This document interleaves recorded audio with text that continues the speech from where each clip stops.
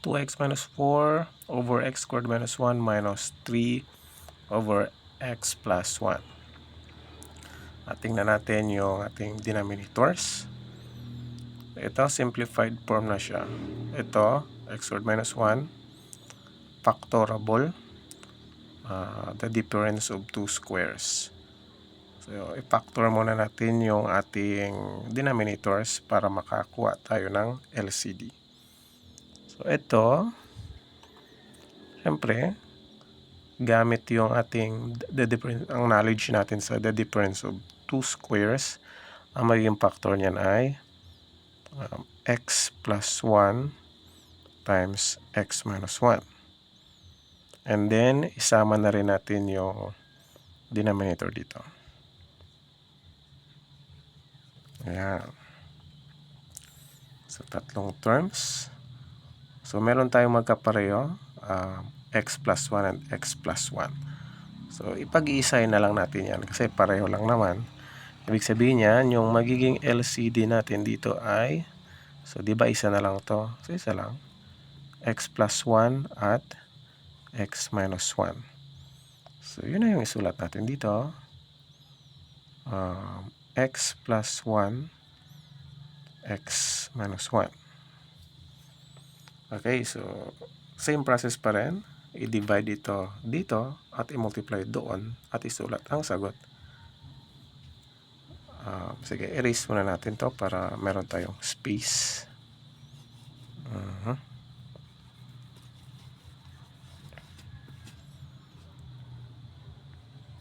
Okay, divide natin to.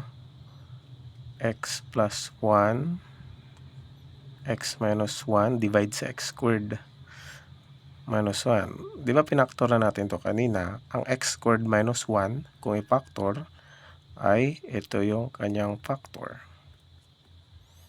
Ibig sabihin, kung i-divide natin sila, ang sagot lang ay 1. And then, multiply natin 1 times 2x minus 4. So, ganun pa rin yung sagot. 1 times 2x equals 2x. 1 times negative 4 equals negative 4. Then, lagyan natin ng minus kasi minus dito eh.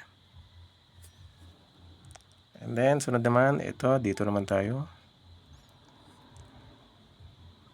X plus 1 times x minus 1. Divide natin sa x plus 1. So, cancel lang natin yung common.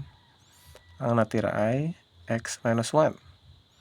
And, i-multiply ito sa 3. Tama, 3.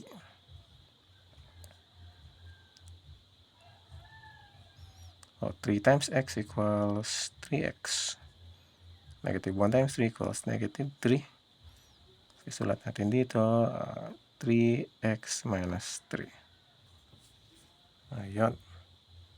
So, again, i-divide ito dito at i-multiply. Ito na yung sagot. Dinivide ito dito. And then, minultiply. Ito yung naging sagot. So, erase muna natin ito. Para meron tayong space para sa next solution. Okay, ibaba natin. 2x minus 4. Dahil minus to, multiply natin.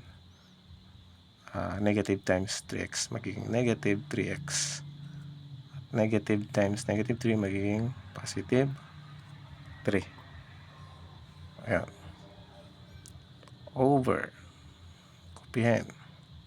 X plus 1, x minus 1.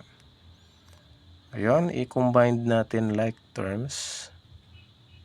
So, paano yan i-combined? Ito ay magiging 2x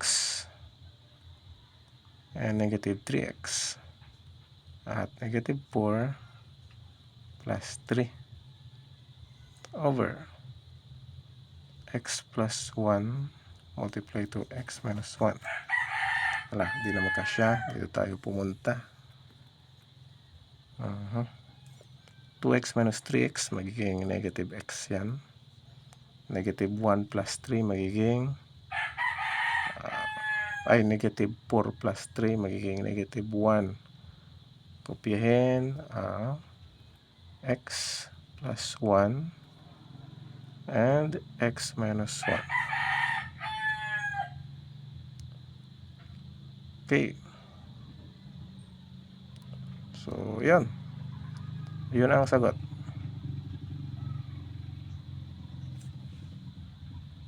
Pwede pa ba itong i-lowest term? Pwede pa siguro. So, di ba may negative dito? Pwede nating ilabas yan. May negative x plus 1 over x plus 1 times x minus 1. Hala, pwede pa pala.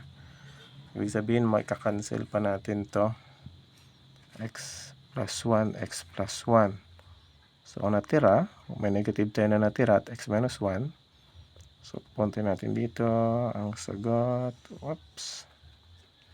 So, maging sagot dito ay yun, negative 1 over x minus 1. Or, yes, ganyan.